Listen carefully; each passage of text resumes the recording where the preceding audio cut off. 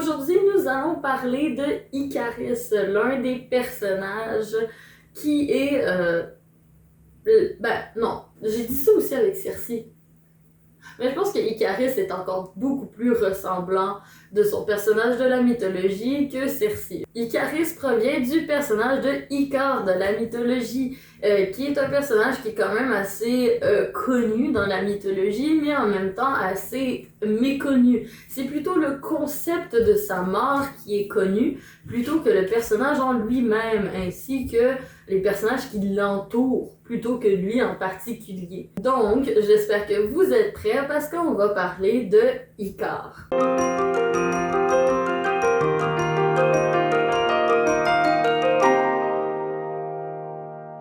Icaris dans le film veut toujours aller plus loin, toujours aller de plus en plus loin et parfois peut-être aller trop loin.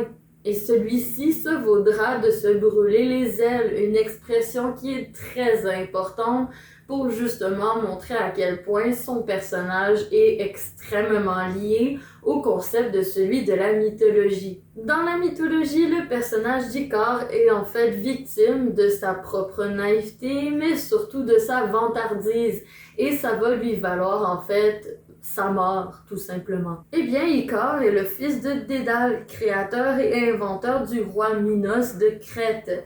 Et celui-ci avait créé un labyrinthe pour enfermer le fameux Minotaure. Et après d'énormes trahisons, Dédale et son fils, Icare, sont jetés eux-mêmes dans le labyrinthe pour potentiellement mourir. Mais Dédale, ne voulant pas que son fils Icare reste à tout jamais dans le labyrinthe, voire pire, y meurt, décida de construire avec des plumes et de la cire des ailes à son fils. Mais lui dit surtout au moment de voler de ne pas aller trop près de la mer ou du soleil parce que, en fait, ça ferait juste en sorte de tuer ses ailes et il mourrait. Omnubilé par la vue magnifique du soleil, malheureusement, Icare oublia son devoir et vola un peu trop près de celui-ci, ce qui vaudra de faire fondre la cire et détruire ses ailes. Icare tomba dans l'océan et mourut malheureusement. Et cet océan, justement, vous la connaissez, c'est la mer Icarienne, qui justement porte le nom de Icare parce que, soi-disant, dans la mythologie, ça serait à cet endroit précis que Icare tomba et mourut après avoir perdu ses ailes. Donc, comme vous pouvez le voir, l'histoire de Icare est une référence flagrante à la mort. La mort, après on sait pas s'il est vraiment mort, mais c'est comme ça que le personnage d'Icaris va se laisser mourir, en parenthèse. Il fonce tout droit dans le soleil et disparaît. On pense qu'il est mort, peut-être qu'il ne l'est pas, ça c'est des théories, on pense à autre chose.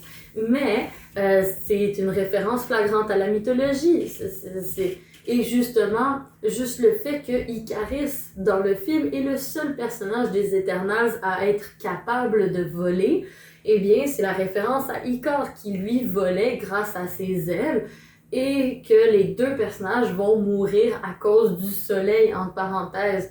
Donc, c'est le personnage qui a le plus de références à sa mythologie. De plus, justement, le pouvoir de Icaris, qui est justement la force des lasers de ses yeux, entre parenthèses, eh bien, justement, ça peut être une référence au fait que le soleil, dans l'histoire de Icare de la mythologie, est un point tournant de sa vie, ce qui est un peu comme le rassemblement de l'énergie du soleil dans les yeux de Icaris. Mais ce n'est pas tout.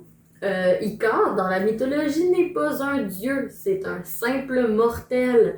Et ça peut faire une très grande métaphore avec le fait que Icaris se sent un peu mis de côté face à tous les autres Eternals, parce que la majorité d'entre eux sont des personnages provenant de dieux de la mythologie, et que c'est des personnages dans Eternals qui sont très puissants.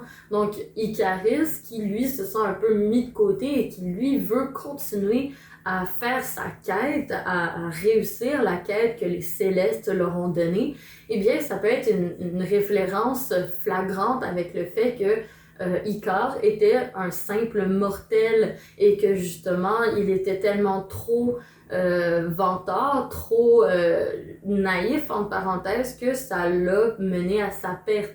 C'est la même chose que Icarus dans le film. Il est tellement obnubilé et tellement vantard de ses capacités et de sa force que ça va le mener à sa perte et que ça va le mener à être seul, entre parenthèses, contre tous les autres Eternals. Bien que des personnages comme Sprite se mettent de son côté pendant un certain temps. Mais Sprite est une autre histoire. Elle a un syndrome flagrant d'un conte ou d'une légende que je vous expliquerai dans sa vidéo à elle. Mais en général, normalement, Icarus est plutôt seul de son côté. Donc ça aussi, c'est une référence flagrante avec le personnage d'Icare dans la mythologie. Dernier point important, et ça c'est quelque chose que je pense qui est beaucoup plus relié avec des éléments des comics en fait, c'est que un des pouvoirs, bien que justement il peut lancer des lasers des yeux, c'est beaucoup plus compliqué que juste lancer des lasers des yeux, mais j'ai vu justement qu'il est capable de plus ou moins lire dans les pensées et en plus de ça, de changer les molécules, en fait, de réarranger les molécules d'une substance.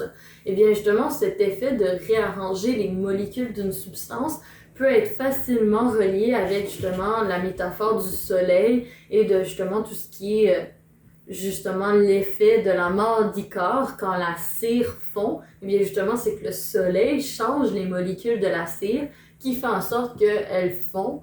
Et c'est comme ça que Icare a perdu ses ailes parce que la cire a fondu et ses ailes se sont détruites. Et après, il est tombé dans l'eau et après, des plumes avec de l'eau, bon, peu importe. Et ça peut faire une métaphore avec le fait que Icarus peut réarranger les molécules. Peu importe comment est-ce que vous interprétez justement tous ces éléments-là, peut-être que vous n'avez pas du tout la même vision des choses que moi par rapport à l'effet soleil, par rapport à justement son destin et sa fatalité, mais j'aimerais ça le savoir en commentaire si vous avez un autre type d'opinion ou ce que vous en avez pensé. Surtout, n'hésitez pas à partager la vidéo ou à la liker parce que c'est très important justement pour encourager la chaîne de la partager pour qu'un maximum de personnes puissent la voir parce que c'est pas un contenu que YouTube met en avant. Marvel, c'est un contenu très populaire entre parenthèses, mais la mythologie n'est pas nécessairement quelque chose qui est mis en avant de la part de YouTube, de l'algorithme. Donc si ça vous intéresse, si vous êtes des fervents justement de MC versus mythologie, eh bien, publiez ça en masse, partagez et parlez-en autour de vous. Ça me ferait hyper plaisir. Et on se retrouve pour la prochaine vidéo. Je sais pas c'est qui. C'est Macari. Donc, on se retrouve pour la prochaine vidéo. Je vais parler de Macari, mythologie versus MCU. Bisous du Québec!